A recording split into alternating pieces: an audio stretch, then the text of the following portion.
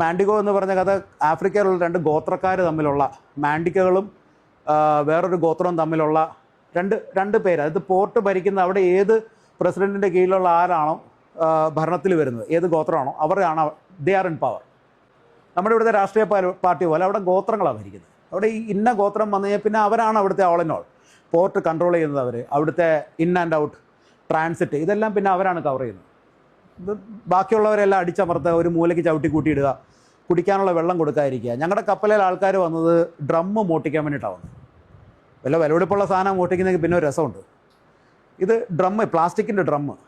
എന്തിനായിരിക്കും പ്ലാസ്റ്റിക്കിൻ്റെ ഡ്രം?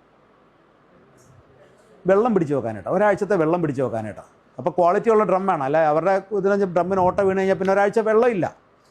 എന്തിനാ ആ വെള്ളം പിടിച്ച് വെക്കുന്നത്? കുളിക്കാനും കുടിക്കാനല്ല, അവർക്ക് കുളിക്കുന്നതിനേക്കാളും കൂടുതൽ പുഴുങ്ങിയ ഭക്ഷണം കഴിക്കാനായിട്ടാണ്. അവർ ഈ മരച്ചീനി പുഴുങ്ങിയതുപോലത്തെ ആഹാരങ്ങളാണ് കഴിക്കുന്നത്. മീറ്റൊക്കെ റോ ആയിട്ടാണ് തിന്നുന്നത്.